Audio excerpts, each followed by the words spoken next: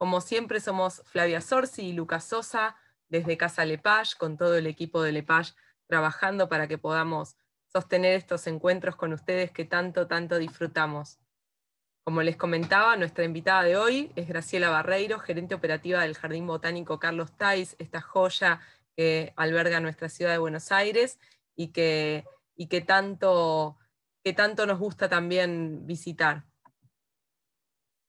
Y nos encontramos virtualmente desde Casa Lepage, Art Hotel, esta otra maravilla porteña.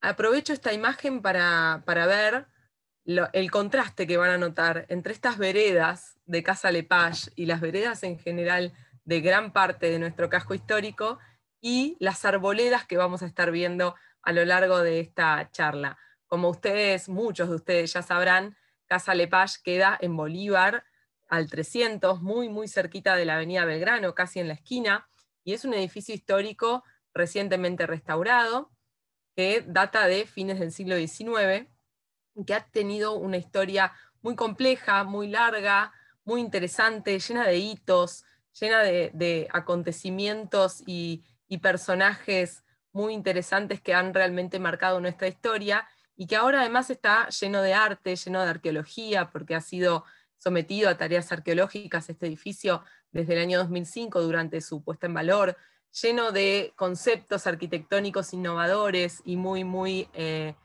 en consonancia con todo lo que es la historia del edificio, gracias a la obra del estudio de Ana María Carrio. Como ustedes pueden ver, en el Museo del Sitio pueden visitar, pueden entrar en contacto directo con toda esta historia a través de los materiales recuperados. Y la temática de hoy, de nuestro encuentro de hoy, es el arbolado urbano. Siempre nosotros aproximándonos a aspectos patrimoniales de la ciudad, teniendo siempre esta consideración por la historia, ¿no? Por lo que la historia puede enseñarnos. Pero para empezar, les vamos a proponer, como estamos haciendo últimamente, una actividad para que ustedes también rompan el hielo y ustedes también vean cuánto saben ya de los temas que tratamos aquí antes de que empiece la charla. Así que les preguntamos si conocen algunas de estas especies tan características del arbolado porteño, a ver si las pueden encontrar en esta sopa de letras. Vamos a dar algunos segundos para que vayan contestando en el chat. Ahí dicen jacarandá, lapacho, plátano. Muy bien. Muy bien, van apareciendo. Álamo. Ficus. Muy bien. Cada uno con sus características y cada uno con su historia, ¿no?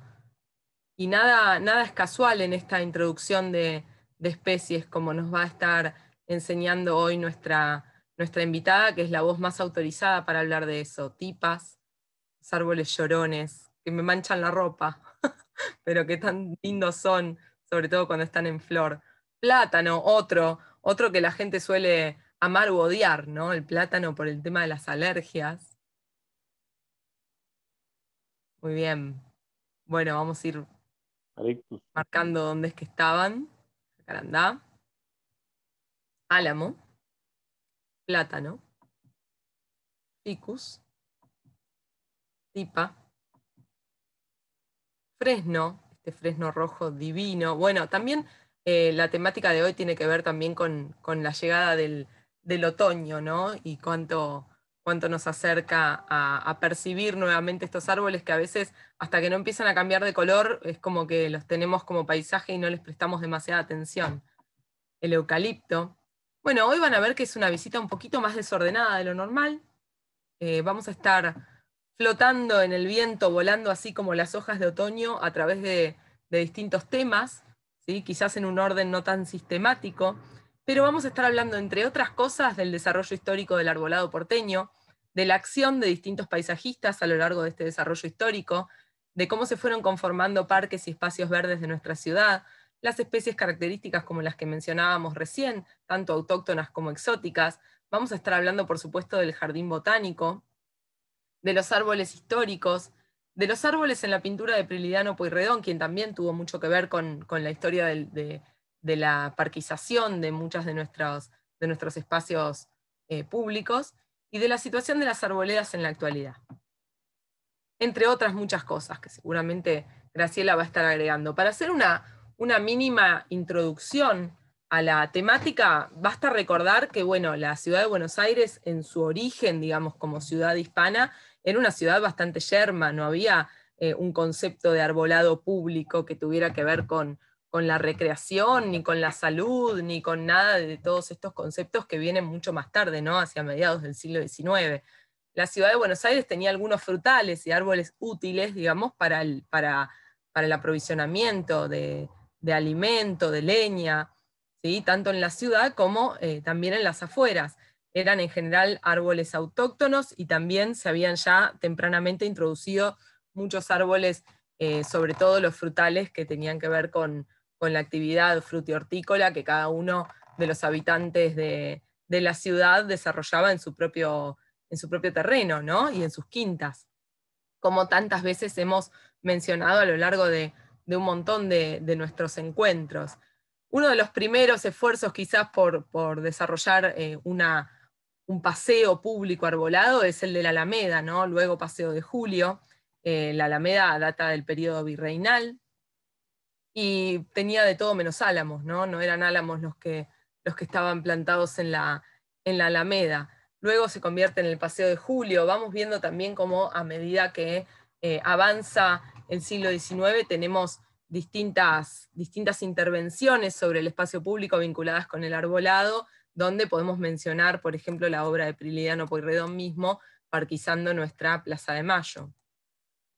Vemos, por ejemplo, estas frondosas arboledas que bastantes años ya tendrían al momento de tomada esta foto, ¿sí? En la entrada del cementerio inglés, del cementerio de disidentes, allí en la Plaza Primero de Mayo. También tenemos que mencionar el desarrollo de uno de nuestros pulmones más importantes, que es el Parque 3 de Febrero, cuya historia también hemos reconstruido en reiteradas ocasiones en nuestros encuentros, que tiene que ver con estas tierras de rosas, ¿no? Que luego fueron incorporadas al espacio público.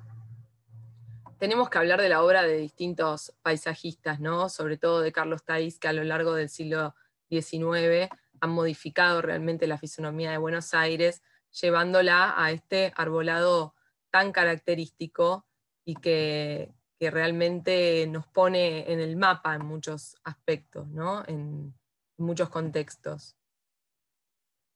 La foto interesante porque antiguamente estaba el matadero del sur en ese lugar. Claro, sí, luego que lo sí, mudaron, perdón, la pasé muy rápido, ¿sí? Antiguamente estaba el matadero un dato y ahí, interesante, digamos, estaba el matadero. claro, y se estableció el criadero municipal de plantas, Claro, algo ¿no? mucho más salubre Durante, que el matadero, ¿no? claro, sí, Aprovechan el espacio de otra manera. agradable, ¿no? Durante la gestión de Eugène Courtois, eh, administrando lo que era el espacio público, los paseos, ¿no? Ya contó otro concepto también del paisajismo y muy relacionado con lo que era la higiene y la salud pública. Pero para contarnos mejor todo este desarrollo la tenemos a Graciela, que ya está entre nosotros y que tuvo la enorme amabilidad de acercarse a participar hoy. Graciela, bienvenida y muchísimas gracias por estar. Ahí estás. Ahora Ahí te sí, ¿no? habilité el mic. Estaba Bárbaro. sin sonido. Hola, hola a todos, buenas tardes. Acá. Gracias Entonces, por la Buenas invitación tardes. a este lugar precioso. Y qué bueno hablar de árboles, ¿no? Siempre es muy bueno hablar de árboles. Y es cierto que los árboles nos acompañan siempre, a veces mudos, casi siempre mudos, aunque a veces hablan, pero acompañan toda nuestra historia. Y es cierto, Flavia, lo que vos decías, desde muy temprano, desde el virreinato. Es cierto también que para la gente el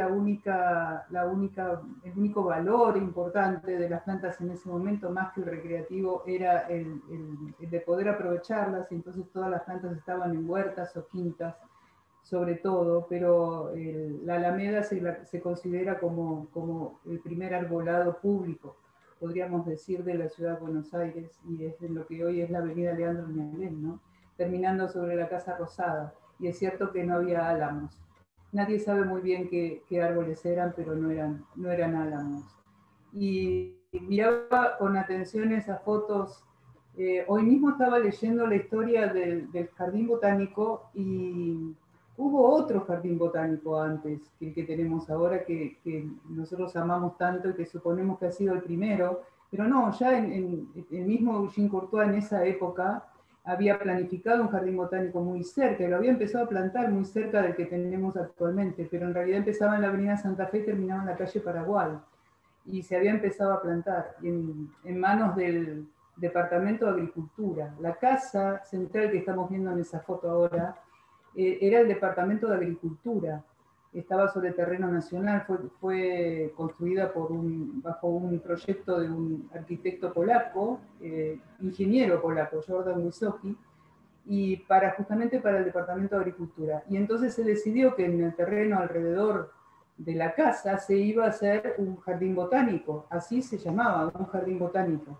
Algo que llevó meses y años y años y años de lucha, a pesar de que ya lo habían diseñado y que lo habían plantado, pero en realidad fue Carlos Thays el que lo logró finalmente, digamos, ya él encontró un jardín botánico a medio diseñar y terminó de diseñarlo y logró que la ciudad tuviese ese predio alrededor del edificio como jardín botánico. La casa no se la cedieron, digamos, de entrada al principio, pero tiempo más tarde sí logró que también la casa fuera parte del jardín botánico. Eso es como una breve historia.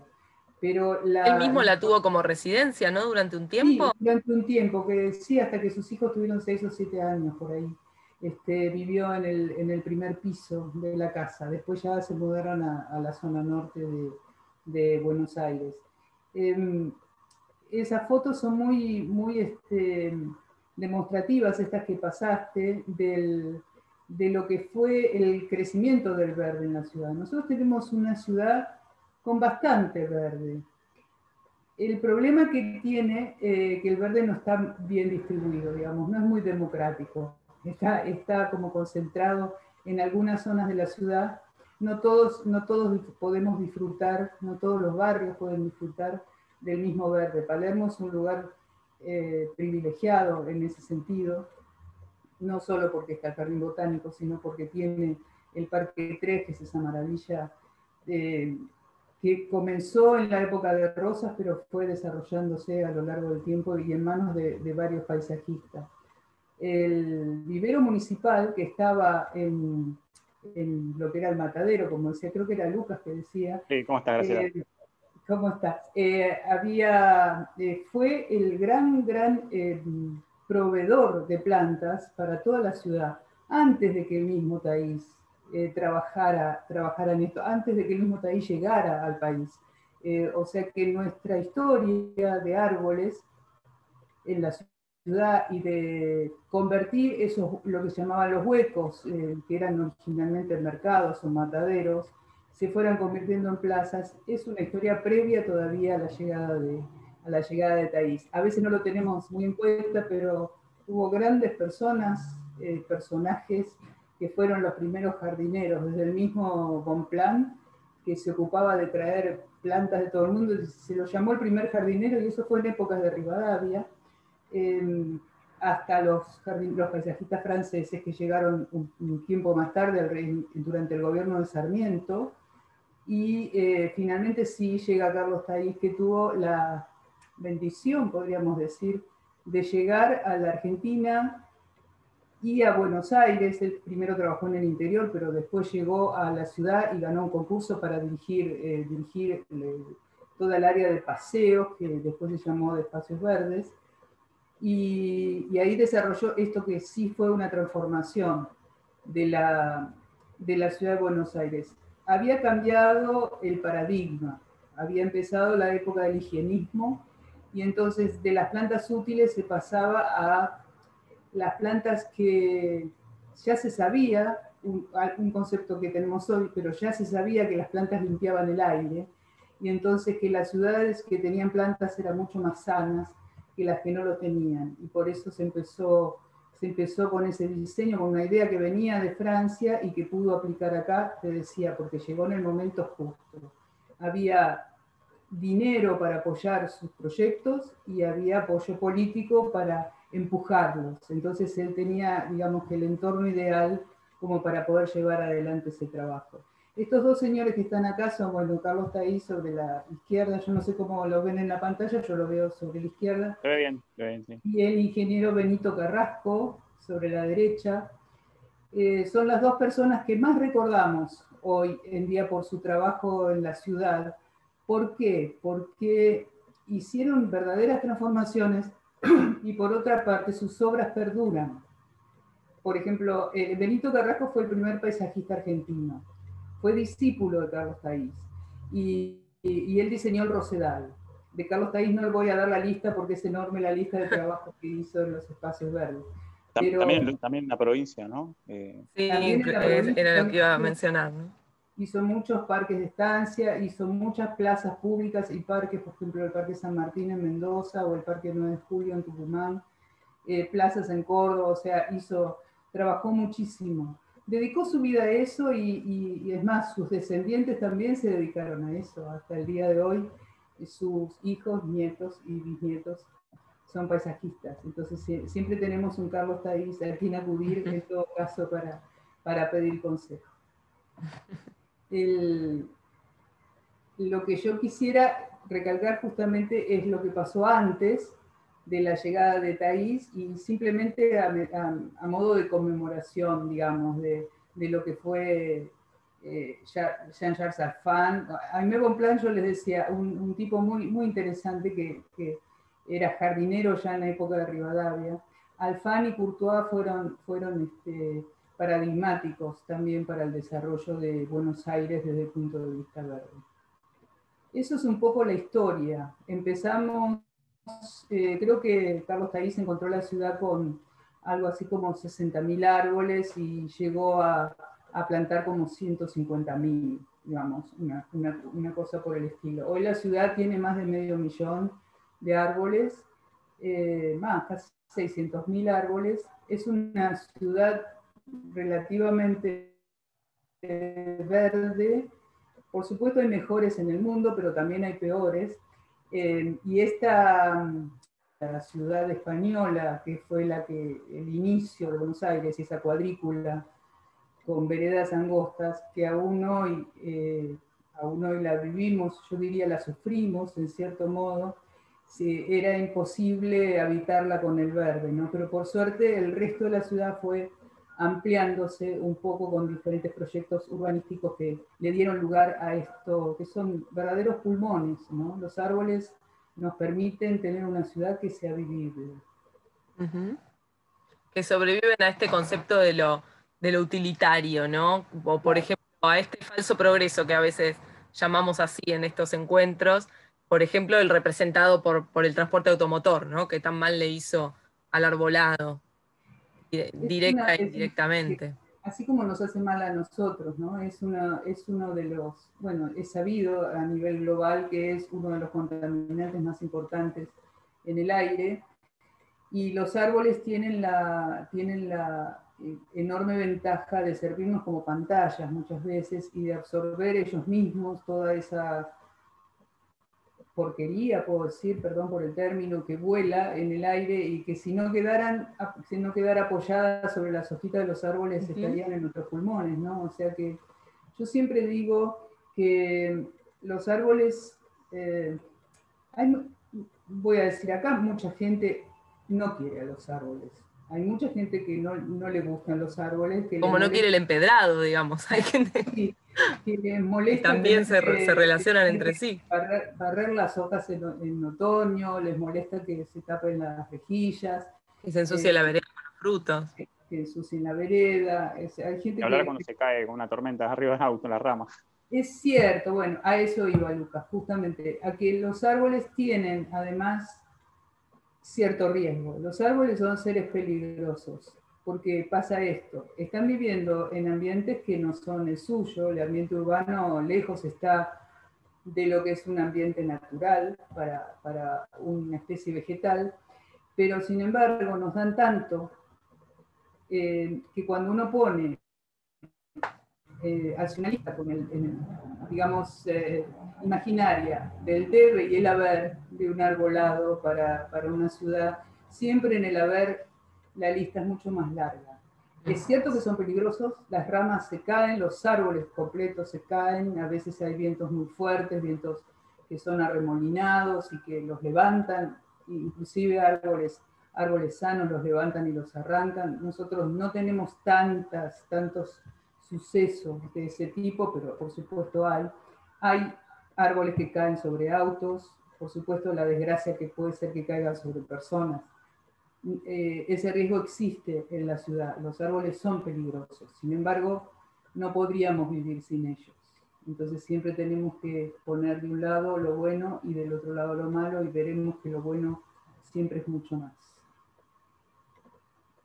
Sí, que además muchos de los peligros se pueden mitigar con el control, ¿no? Con un examen del estado del árbol. Sí, sí. Los ojos No es tan entrenados difícil. saben cuando los árboles pueden ser riesgosos, Claro. saben cuando los árboles están enfermos, cuando realmente hay que removerlos porque están enfermos, eso suele pasar. Y nadie se tiene que enojar por eso. Es decir, los árboles son seres vivos que nos acompañan tanto como pueden. La ciudad no les da las condiciones ideales de vida. Y si llega un punto en que los árboles envejecen, porque envejecen prematuramente en la ciudad, hay que cambiarlos. Y nadie tiene que enojarse por eso. Por supuesto que quien está a cargo del arbolado y de las plazas y demás tiene que explicarlo, tiene que explicarle bien al público por qué un árbol está enfermo, por qué un árbol se saca, tiene que haber opinión técnica siempre, una evaluación perfectamente razonable y explicable, y si el árbol está en malas condiciones hay que sacarlo y plantar otro, uno nuevo. En el caso del jardín botánico esto es un conflicto siempre, porque nosotros tenemos árboles que son más antiguos que la llegada de Thaís. Te decía que en ese mismo lugar funcionó un jardín botánico del Departamento de Agricultura. Entonces hay algunos árboles que son previos a la plantación de Thaís. Pero pongamos que él encontró el terreno vacío y que plantó todo. Tenemos árboles de 120 y pico de años, 130 cumplen el año que viene, porque él empezó en 1892 a plantar el jardín botánico. Y bueno, se enferman, crecen con dificultades muchas veces, a veces pierden parte de su copa y hay que trabajar con ellos. En un jardín botánico nosotros siempre tratamos de tocar lo menos posible los árboles, ¿no? Pero bueno, hay casos en que se convierten en un riesgo y hay que actuar sobre ellos. El arbolado en la ciudad es, como pueden ver, la foto es preciosa. Esa cuadra no sería lo mismo sin los árboles. Así como tenemos avenidas en la ciudad de Buenos Aires que no serían lo mismo. Esta foto no sé si es en Buenos Aires, supongo que sí, pero si uno conoce la avenida Pedro Goyena o la avenida Melián, la avenida Coronel Díaz con esas tipas maravillosas que hacen túneles, son incomparables, realmente son bellísimos. Fue el arbolado de alineación, esa es Melián, me dicen, gracias Ale. El arbolado de alineación fue muy bien pensado originalmente. Y acá voy a levantar una bandera por el plátano, porque tenemos arbolado de alineación de plátanos y entiendo que ha tenido mucha publicidad negativa el plátano, pero voy a quebrar un mito. No es el culpable de las alergias de todo el mundo, digamos. Hay muy poca gente entre los alérgicos que es alérgica al polen. En el caso del plátano no es una cuestión de alergia al polen. El plátano tiene unos pelitos muy chiquititos en las hojas nuevas que se desprenden, cuando abren las hojitas esos pelitos se desprenden y causan una molestia a la gente que es sensible, le causa una molestia, así como ganas de estornudar, a veces los ojos irritados. Eso dura una semana, 2 semanas, es el momento de la brotación en septiembre. No son los frutos estos peludos que llenan las veredas lo que nos causa alergia, sino que es la brotación durante el mes de septiembre. Por eso cuando empieza la primavera todo el mundo odia los plátanos, porque cree que todos sus problemas vienen de ahí. Pero no es así. Somos alérgicos a muchas otras cosas que están en la ciudad aunque no las veamos, y somos alérgicos a muchas otras plantas que son peores que el plátano en cuanto a despertarnos alergias. Por ejemplo, el césped, o por ejemplo el fresno, es más alergógeno que el plátano. Entonces, y el plátano es un maravilloso árbol urbano, resiste muchísimo las condiciones las malas condiciones de una ciudad, y forma unas arboledas maravillosas. Así que, bueno, en defensa de los plátanos. Graciela, la otra vez hablábamos de la fauna, justo el jueves pasado, y mencionamos que a Sarmiento se le atribuye la introducción de un montón de especies, y que al fin y al cabo no siempre fue tan así. Hubo muchas introducciones que se produjeron durante quizás el periodo de Sarmiento, y sin embargo fueron iniciativas privadas. En el caso de los plátanos, ¿es cierto que los introdujo Sarmiento? No, yo lo único que te puedo decir con certeza es que los eucaliptus los introdujo Sarmiento. Los plátanos fueron una cuestión de taíz, fue posterior. Probablemente haya habido, también es muy cierto que eran iniciativas privadas. Mira, el tema de la colección, del coleccionismo de plantas, es algo que nos viene del año entre 1600 y 1700. Era una característica de la nobleza, en Europa sobre todo, tener grandes colecciones de plantas. Entonces, cada vez que se hacían colecciones, viajes científicos, por ejemplo de los españoles, de los franceses, de los ingleses, uno de los grandes tesoros que llevaban de vuelta eran las especies de los lugares que descubrían o que visitaban, que iban a poblar los jardines botánicos particulares, y los jardines particulares y los jardines botánicos reales, o sea, pertenecientes a la realeza, y era más rico el que más especies tenía, el que especies más raras tenía, y el que especies más... Era coleccionismo de la época, manifiesto a través de la vegetación en este caso. El intercambio era una muestra de amistad y de gratitud. O sea, muy posiblemente un señor rico de por allá se hizo amigo de un señor rico de por acá y le mandó de regalo un cajón en barco lleno de semillas de especies exóticas y demás. El intercambio de especies existe hace 500 años. Por eso, cuando ahora hay una gran corriente por el tema de las especies nativas y el cultivo de las especies nativas, que yo apoyo, pero siempre con esta aclaración. Es muy tarde para que cada lugar tenga solamente sus especies nativas. Estamos como 5 siglos tarde. Nosotros tenemos especies de todo el mundo, y en todo el mundo hay especies de todo el mundo. La naturaleza es totalmente global, y eso es mucho antes de la globalización económica. Entonces, no tendríamos, si nosotros solo cultiváramos plantas nativas, no tendríamos ni alamedas en Mendoza, ni producción de fruta en Río Negro, ni tendríamos vides para producir vino, ni tendríamos trigo, es decir, no tendríamos nada de lo que es económico. Y en lo que es belleza también nos perderíamos de mucho si no cultiváramos especies exóticas también. Así que yo creo que es mi forma de pensar. Creo que sobre todo en condiciones urbanas uno tiene que aprovechar todo lo que la naturaleza nos da.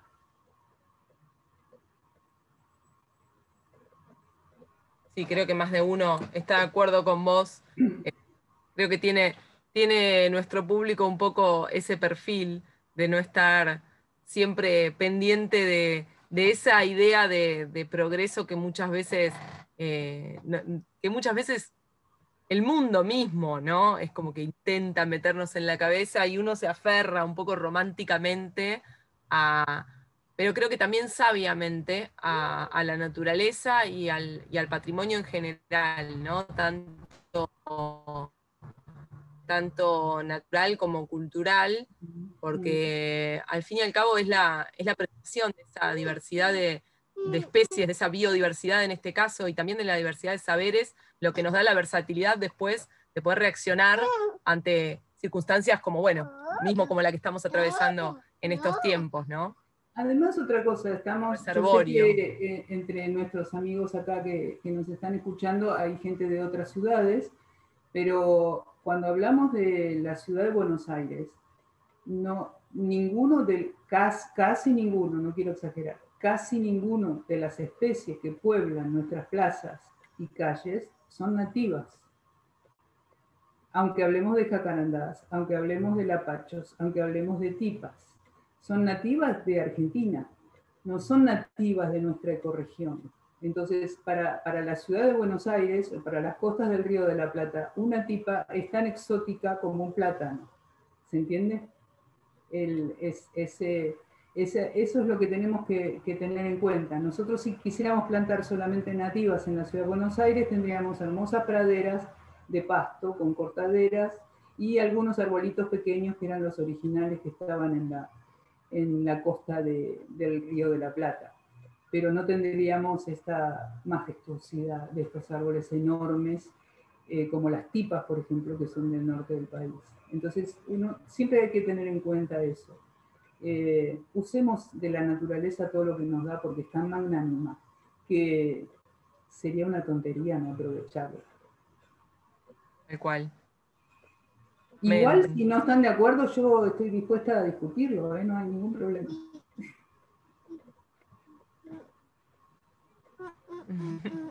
Se nos corta Flavia tus amigos. Bueno, acá tenemos una imagen bien representativa de ese peligro del que hablabas, ¿no?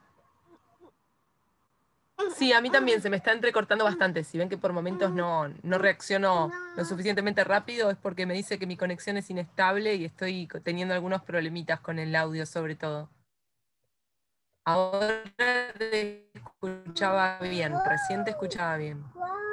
Bueno, no sé, Lucas, a vos te veo bien y no sé si quieren ir haciendo algunas preguntas. Yo encantada les contesto. Ahí está, mira, el riesgo de los árboles. Pasa esto siempre que hay tormentas. Muchas veces los árboles se caen enfermos porque no ha habido el control necesario, pero muchas veces los árboles se caen sanos. O sea, acá como ven, es una rama perfectamente sana que cayó en medio de la calle. Fíjense que el tronco está bien clarito, no tiene ninguna mancha de podredumbre, el follaje está completo. O sea, es una rama sana que simplemente no soportó, a lo mejor había llovido el día anterior, estaba cargada de agua, sopló un poco de viento y la rama se quebró. Esto era de lo que hablaba cuando hablaba de árboles peligrosos. Uh-huh.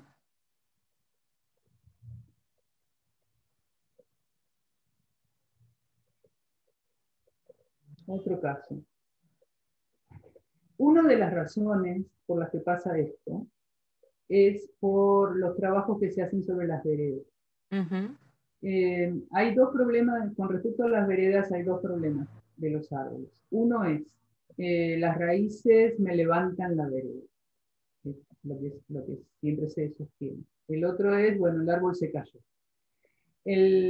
Los árboles levantan la vereda porque son supervivientes. Es decir, cuando nosotros los encerramos en una plantera pequeñita, los ahorcamos, no le damos lugar de filtración de agua alrededor, o sea, tierra libre para que el agua filtre, las raíces respiren, los árboles, ¿qué hacen? Dan raíces buscando oxígeno y agua. Entonces dan raíces más superficiales. Esas raíces superficiales, por supuesto, levantan las veredas, porque el árbol es más fuerte que las veredas. Entonces, ese es uno de los problemas. El otro problema es, en todas las veredas pasan los servicios públicos. A cada rato se está rompiendo la vereda para pasar un caño nuevo, para pasar un cable nuevo. Está bien, son las condiciones en las que vivimos en la ciudad y los servicios que necesitamos. Pero el problema es que cada vez que abren las zanjas para hacer una reparación de un servicio público, se cortan las raíces del árbol. Entonces se cortan las raíces, se cortan las raíces, se cortan las raíces otra vez. Y a la cuarta vez que le cortan las raíces, el árbol se cae, porque no tiene sustento. Entonces, esos son el caso de este es muy típico. Es el caso típico de un árbol con raíces cortadas por servicios o a veces porque la gente se queja porque levanta la vereda y le cortan las raíces para que no la levanten más. Hacen la vereda nueva, dejan una planterita de 80 por 80 y el árbol dice, yo quiero un vivir gigante mejor, sin y base. levanta todo de nuevo o se cae.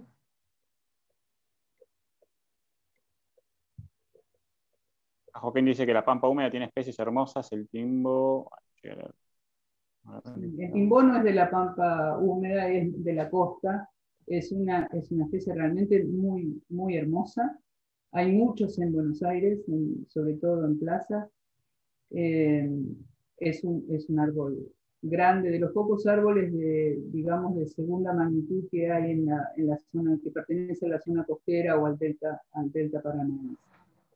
La pampa tiene el ombú, es un mito. Ahí me dice otra persona que la pampa tiene el ombú. El ombú no es de la pampa, el ombú es de la zona de la zona costera hacia el norte de nuestro país, de la zona este, también del Uruguay. Y el problema es que el tema es que los lugareños plantaban ombúes porque crecían fácilmente y árboles que den sombra como esos, pocos. Entonces, a pesar de que no es un árbol, pero una planta. sombreaban en la casa, en el campo, maravillosamente, y además eran árboles muy amistosos, uno se podía trepar a esos troncos y demás. Entonces, pero no son nativos de la pampa. Claro. Graciela, justamente que estás hablando del ombú, bueno, una de las pinturas que vamos a ver más adelante van a ser las de Pirineo de Porredón. Sí. Y en el libro que tengo yo, que es sobre las pinturas de Porredón, hay algunos textos y entre ellos está uno de Marco Sastre, ¿no? No sé si lo leíste, El Temple Argentino, Flavia, que habla sobre el delta, etcétera, ¿no? Y él dice que con respecto al ombú y digamos, las cualidades que tiene este árbol, él dice, el ombú es el único objeto que se eleva sobre la dilatada pampa, enuncia, destruyendo la monotonía de ese océano de verdura. Sus abundantes raíces imitan las rocas, simulando en los huecos de su seno sombrías cavernas que pueden servir de cómoda habitación en el desierto. Casi siempre su presencia indica, desde bien lejos, la morada humana al caminante extraviado, que apresura hacia él sus pasos para gozar el seguro reposo del rancho hospitalario de la Pampa.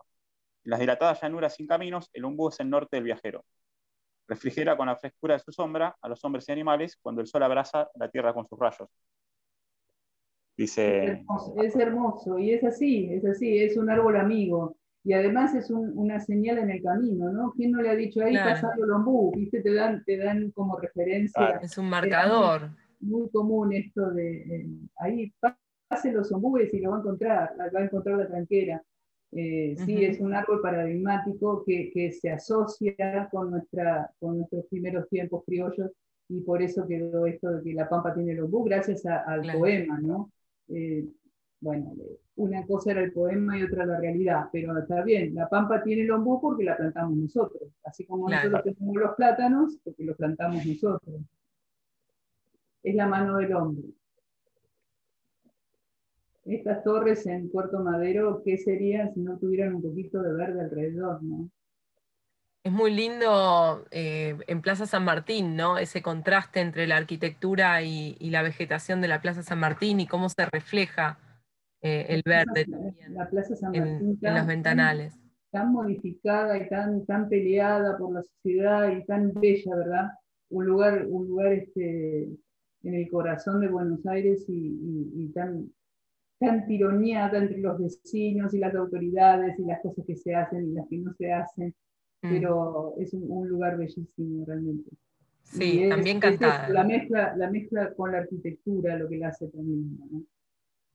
Sí, si no me equivoco, ahora no recuerdo, pero creo recordar Baldomero Fernández Moreno, que le haya cantado a la Plaza San Martín de alguna manera, que le haya hecho un poema. Bueno, él se fijaba mucho, ¿no? En esto. Miraba los edificios y decía, bueno, en este podemos decir lo mismo. Mirá, hay un solo balcón que tiene verde. Fíjate, 70 balcones y ninguna flor, decía Baldomero. Tal cual. Y acá hay uno solo. Sí, a veces somos un poco fríos, ¿no? Ujú. Los habitantes de las ciudades somos un poco fríos. Sí. Y siempre recuerdo al poeta español que decía, Rafael Alberti, que decía, uno puede tener un jardín entero en una maceta. Y un poco es así, o sea, da tanta alegría cultivar algo y tener algo verde propio, da tanta alegría, es tan curativo. Yo tengo mi huerta. Y el otro día Sí. se acercó un colibrí. El otro día se acercó un colibrí porque tengo ¿Tenés salvia? orégano, etcétera, etcétera. ¿Eh? ¿Tenés salvias? No, tengo algunas plantas como orégano y después tengo también albahaca. Y le salieron flores, porque crecieron un Claro. montón y el otro día se acercó un colibrí y me puse nada, una alegría ver un colibrí. Bueno, yo estoy Los acá a una cuadra colibríes del jardín botánico. siempre los colibríes van a las plantas labiadas o lamiáceas, se Claro. llaman ahora, que tienen las flores como tubitos. Por Ujú. eso, por Así eso que bueno, nada. van, sobre todo cuando son aromáticas, sí, y Así que tenemos estaba contento. orquídeas que son nuestros, ¿no? Que son muy, muy autóctonos. Ujú. Tenemos bellísimos colibríes en Buenos Aires. Para mí me Este, vino a visitar de acá del jardín botánico, pues estoy a una cuadra, así que sí, seguramente vino. sos Estoy usuario de acá. nuestros colibríes, muy bien. Y también puedes ir a ver el jardín de mariposas, no sé si has ido a verlo. Sí, ya Mariposarios, lo hermosos, conozco, sí. hermoso. Esta semana está en un momento, yo les recomiendo a todos, tenemos más de 70 personas escuchándonos, los que estén cerca del jardín botánico, pasen por el jardín de mariposas porque esta semana ha explotado de cantidad de especies Mm. y de individuos volando, es maravilloso verlo, sí. Sabés, Graciela, que también en Casa Lepage está la terraza de autóctonas. La terraza de Casa Lepage está vegetada con especies autóctonas y se ha convertido también en un oasis de mariposas. Claro, claro, sí, sí, las atrae muchísimo. Sí, Y le pones también ahora, en este momento, está lleno. Si lleno. más Claro. ahora, no sé si es la época, pero es impresionante. De mariposas blancas y naranjas, hay muchas. Ujú. Son las monarcas del sur, las naranjas, que son las primeras que vienen y las que se quedan prácticamente todo el año. Me pregunta ahí alguien si hay que reservar para ir al botánico. No, no hay que reservar, a pesar de que estamos con protocolos por la pandemia, la entrada es libre, tenemos hasta 1.800 personas prácticamente que pueden estar al mismo tiempo, o sea que no hay ningún inconveniente, siempre con los recaudos necesarios, nosotros les ofrecemos alcohol en gel, les tomamos la temperatura y hay que estar siempre con barbijo, ¿no? Pero no hay que reservar. Miren esta imagen. Contra esto son los árboles. Contra esto No, son los tremendo. árboles. Sí. Miren, acá hay un típico caso de árbol, que miren el tamaño que tiene, pero no levantó la vereda. Ujú. ¿Por qué? Porque tiene una plantera enorme. Entonces el árbol está ahí a sus anchas. La vereda no la levanta, porque tiene suficiente oxígeno y le filtra suficiente cantidad de agua. Esto sería lo adecuado. Por supuesto que no todos podemos tener semejantes monstruos en la puerta de casa, pero aunque sea un árbol pequeño, si nosotros plantamos un árbol, tenemos que pensar en que le tenemos que dar espacio. Marilí me dice que el jardín de mariposa estaba cerrado. Sí, el jardín no se abre, se recorre por alrededor, o sea, es un jardín al aire libre, tiene solo una reja baja, se abre solamente para actividades educativas, cosa que este año no sucede, y para la gente que hace el mantenimiento, pero el público lo ve por alrededor, o sea, lo recorre todo alrededor y lo puede ver perfectamente. En épocas normales, que no hay pandemia, lo abrimos durante los fines de semana, una hora los sábados, una hora los domingos, para que lo visiten, siempre con muy poca gente para que no se asusten las mariposas. Acá vemos, ¿qué vemos acá, Lucas? A ver. Esta creo que es la contribución de Patri, de su caso real. Sí, Prácticamente. este árbol está enfrente del campo de polo. Y Ajá. claro, como vos decís, el canterito le quedó chiquitito, chiquitito, chiquitito, chiquitito, y finalmente la rama esta que está sobre la derecha se fue cayendo y vinieron, como se ve en la otra foto, la ataron y todo, y aún así se cayó y tiró la reja completa. Claro. Es un árbol mal elegido para el lugar. La naturaleza es tan pródiga que nos da plantas adecuadas para cualquier situación. Esto es un sauce eléctrico, si yo no veo mal. Un cálice es un pariente del sauce llorón, pero se le dice eléctrico porque tiene las hojitas así todas. Las hojitas y crece como un sauce llorón. Y entonces no puede estar en un patio, ¿no? Esto es como un patio lo que yo veo. Claro. Y es como encerrado, tiene baldosas casi hasta el tronco. Claro. Entonces, el cantero es tan pequeño que no puede hacer otra cosa más que romperse y caerse. Además, los sauces son de madera blanda, y si no están en un lugar donde puedan desarrollar todo su esplendor, siempre van a estar sufridos. No hay que plantar sauces en lugares que no corresponden. Pueden estar en una plaza grande, en un jardín grande, en una casa, pero en un jardín enorme. O sea, tiene que tener por lo menos 10 metros a la redonda para crecer bien. A mí en el delta me levanta la costa todo el tiempo. Claro, sí, lógico. O sea que además tienen un crecimiento rapidísimo, sí. Y siempre termina cayendo un sauce que levanta parte de la costa o cae sobre los cables de electricidad, ¿no? Sí, y uno sí, claro. trata de solucionar el problema y a los 5 o 10 años el sauce...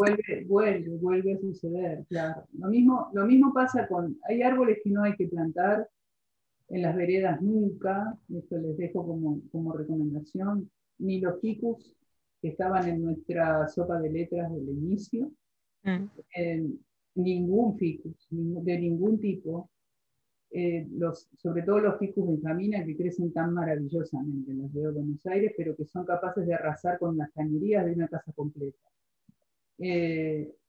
Un palo borracho no hay que poner en la vereda. Siempre hablamos de la ciudad, ¿no? Si es una vereda de 10 metros de ancho con canteros de césped, bueno, habría que ver. Pero hablando de la ciudad, porque el palo borracho también es un animal enorme, ¿no? Y va a levantar todo lo que encuentre a su paso. Y bueno, los ceibos no, los sauces y los álamos tampoco, los eucaliptos tampoco, son árboles de magnitud y débiles, o sea, son grandes y débiles, son frágiles, entonces son árboles más riesgosos. ¿Dónde están los árboles más antiguos que tiene Buenos Aires?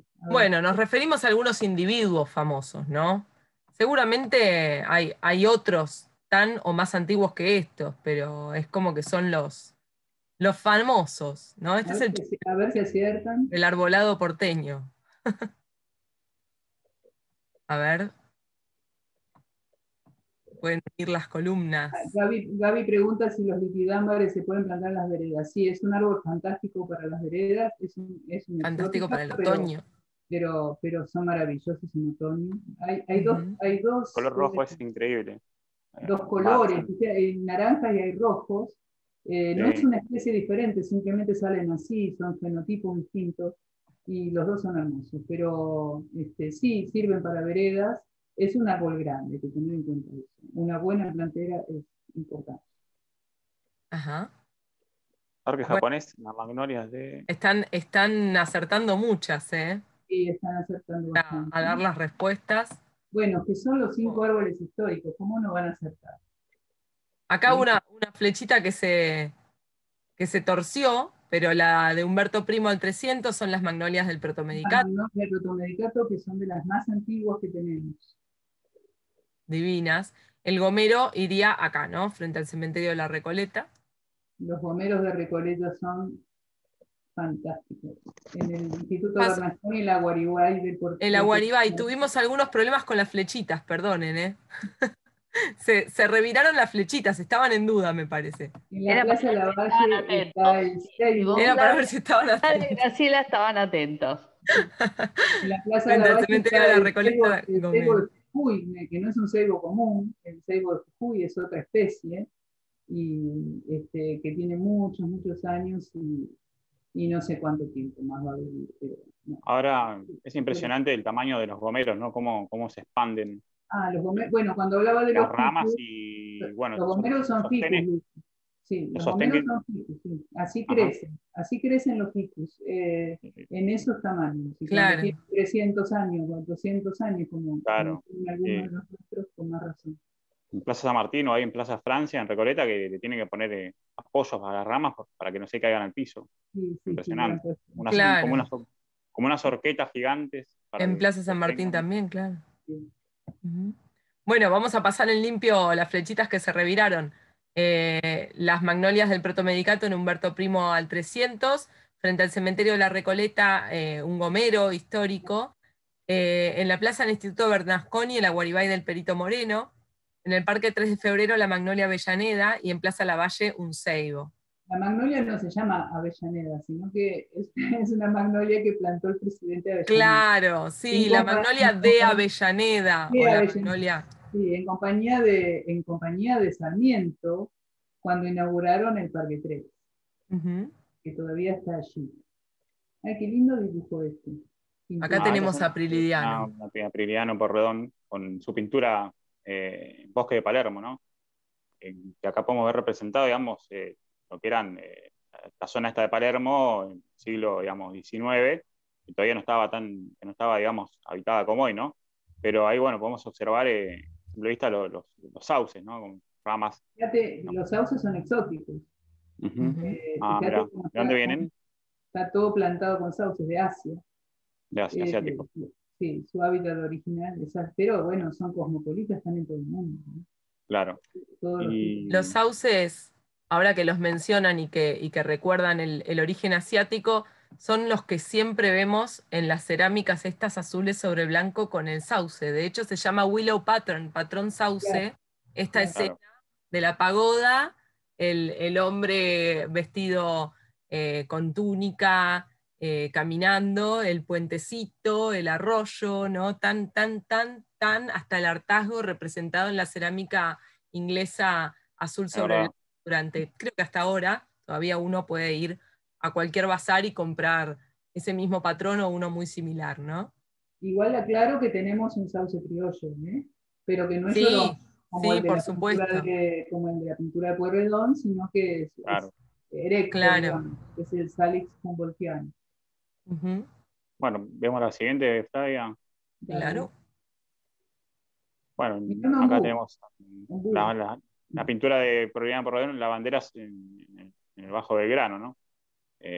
Representando, digamos, a las mujeres que iban a la costa del río a lavar la ropa y, bueno, estuvimos con Flavia hace unos años ahí haciendo unas excavaciones y la costa, ¿no? Que llegaba a las barrancas de Belgrano y, bueno, ahí vemos representado muchas de las pinturas de Porredón, vemos representados los ombúes, ¿no? Acá podemos ver uno que se ve a la derecha bastante grande, de raíces enormes, y el de la izquierda que, bueno, un poco más esbelto, un poco más alto, pero... Joven, diría yo.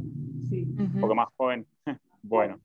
Pero bueno, la mayoría de las pinturas de Porredón aparecen los ombúes. Bueno, también otras pinturas, digamos, de la zona San Isidro, San Fernando, etcétera, los sauces, ¿no? Pero los ombúes están muy representados en las pinturas de él. Justamente la próxima se llama Los ombúes. Vamos a ver ahora.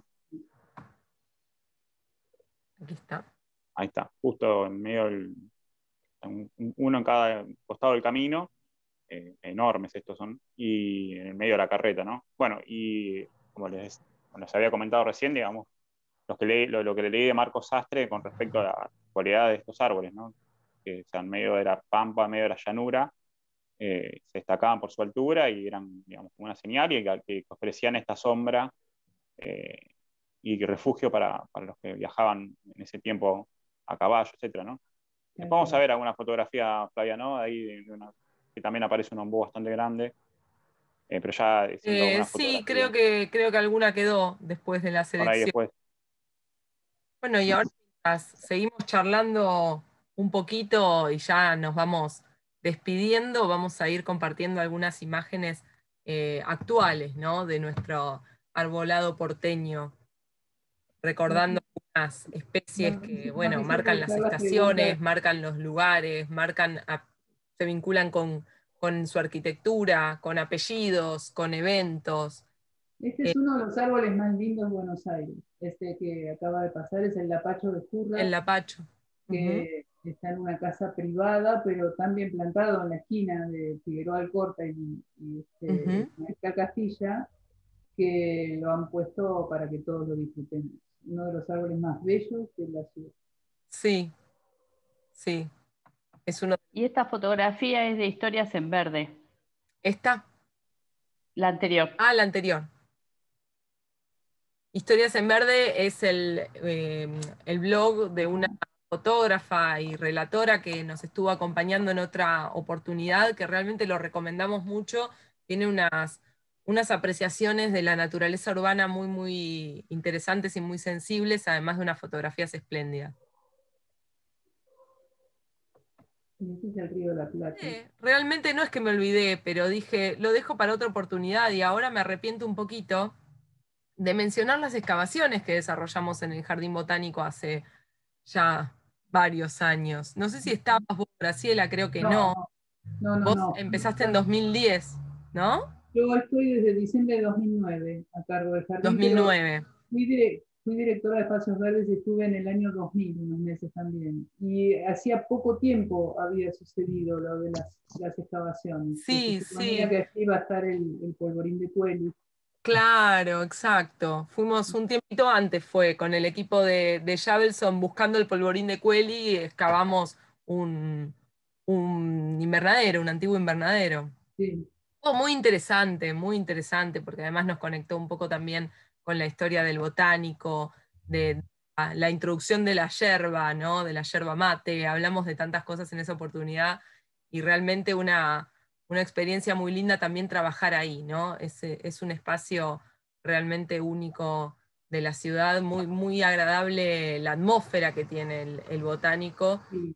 Bueno, Siempre en tiene un esa espíritu. oportunidad me acuerdo también los gatos, ¿no? Que son una cosa que yo adoro, y excavar con un gato descansando sobre el cuerpo es casi hacer yoga para mí.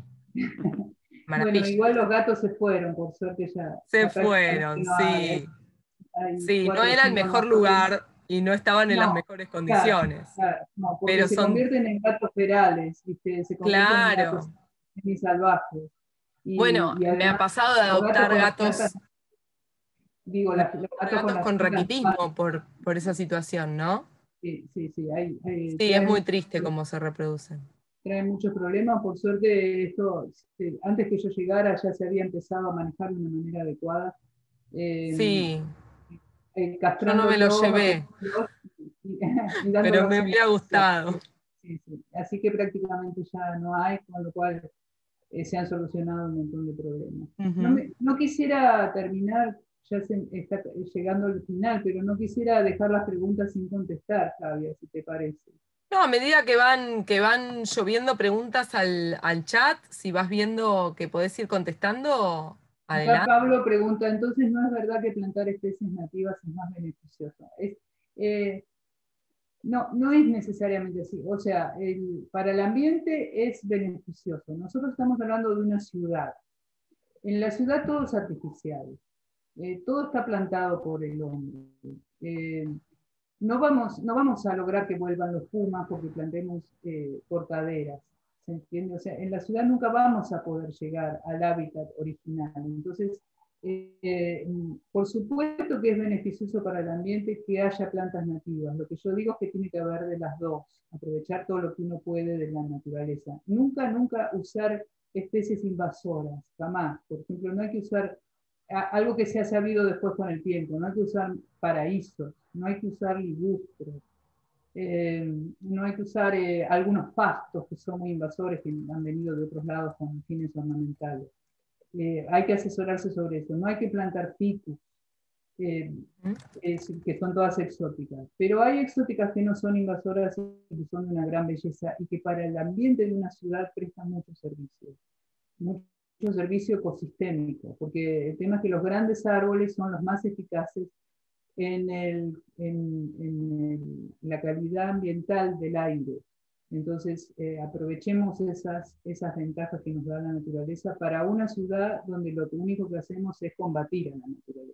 Entonces tratemos de ayudar con todas las especies que puedan realmente mejorar nuestra vida, nuestro entorno, dándonos calidad del aire y belleza, que es lo que necesitamos de ellos.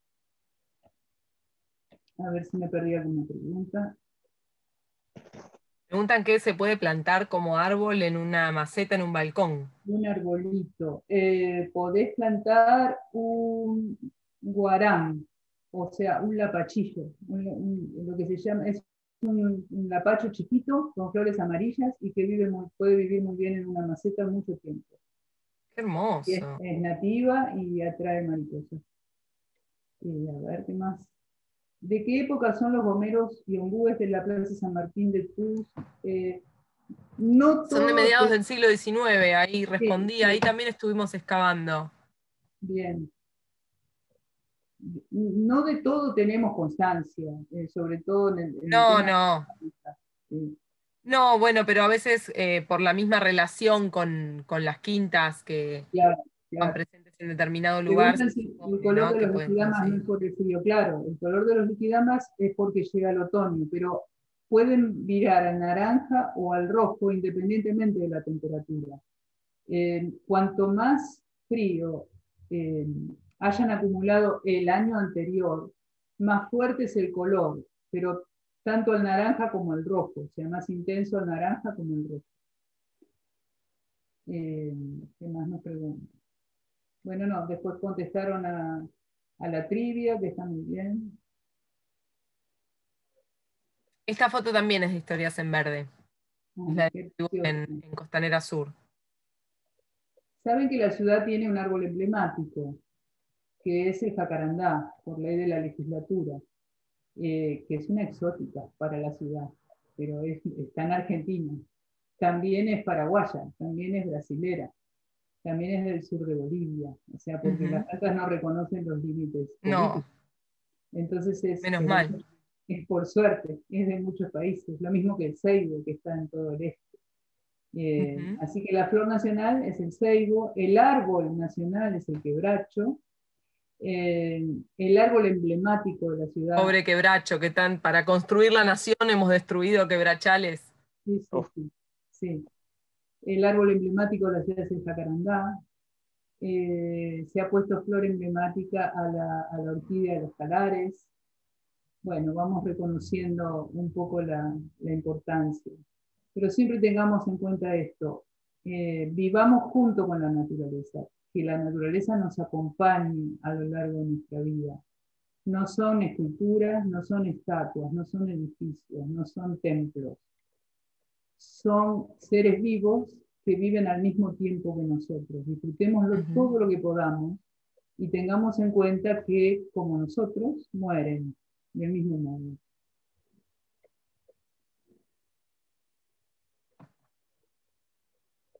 Qué bello es la Nuevo, ¿no? Bueno, y despidiéndonos no queremos dejar de mencionarles, y antes de las recomendaciones, ¿no? Que siempre tenemos de lecturas y de visitas, no queremos dejar de mencionarles algunas de las propuestas de Casa Lepage para los próximos días. Tenemos el segundo encuentro del curso de cerámica arqueológica. Tenemos, que ya saben que tiene modalidad virtual o presencial, toda la información como siempre en info@casalepage. Tenemos la presentación del libro de Ana María Cabrera, ¿no? Su novela sobre Felicitas Guerrero, el 28 de abril a las 17. Felicitas que bueno, tuvo esa muerte tan trágica y que se vincula también con nuestra Casa Lepage a través de la historia de cómo fue pasando esta propiedad de mano en mano a lo largo del siglo XIX. Tenemos también este encuentro sobre fragancias, donde van a tener la oportunidad de desarrollar su propia fragancia, de la mano de Liliana Pañota, el 17 de mayo. Y ahora sí, las recomendaciones, por supuesto, el libro de Graciela, Ciudad de Buenos Aires. También Árboles Históricos Nacionales, otro libro que pueden conseguir en PDF gratuitamente en internet. Y en referencia también a los árboles históricos, y con árboles históricos nos referimos sobre todo a los que tienen algún tipo de declaratoria, porque saben que a partir sobre todo de la década del 20, y muchos a lo largo de la década del 40, de la mano de todas esta multiplicación de declaratorias de monumento histórico, que intentaban de alguna manera fijar estos estandartes para la historia nacional, se fueron reproduciendo numerosos retoños, se fueron tomando de algunos de los árboles históricos que tenían relación con eventos o personajes. Saben que el modo de concebir la historia también ha variado a lo largo del tiempo, y aunque ahora, por ejemplo, en nuestros encuentros solemos hacer una historia más relacionada con las ideas, con procesos generales, con la vida cotidiana de distintos actores, en esa época la historia era vista de una forma bastante distinta y en general relacionada con los prohombres, ¿no? Y es así que tenemos muchos árboles famosos, reiteradamente cantados en las poesías que nos hacían aprender de memoria en el colegio, ¿no? Y bueno, y tenemos historiadores que se han dedicado al estudio de cómo estos árboles fueron convertidos de alguna manera en monumentos históricos, ¿no? Es el caso del libro que les mencionaba, y también del artículo Un panteón de naturaleza nacional, de María Elida Blasco. Y también disponible online, Origen del arbolado porteño, de Fabio Márquez. Como siempre, la charla queda grabada en YouTube, así que pueden revivirla cuando quieran. Y como visita recomendada, por supuesto, el Jardín Botánico Carlos Taiz, que para presentárselos estuvo hoy Graciela, y que, bueno, como ya les explicó, puede ser visitado con todas las medidas de seguridad pertinentes. Y si nos quieren visitar a nosotros, también tienen la oportunidad de hacerlo, escribiendo para las visitas guiadas a info@casalepage.com. Y ahora sí, le agradecemos muchísimo a Graciela por habernos acompañado, hemos aprendido, nos hemos oxigenado muchísimo. Muy buena información. Con esta visita. Gracias a ustedes por la invitación, muy lindo. Y gracias a todos los presentes.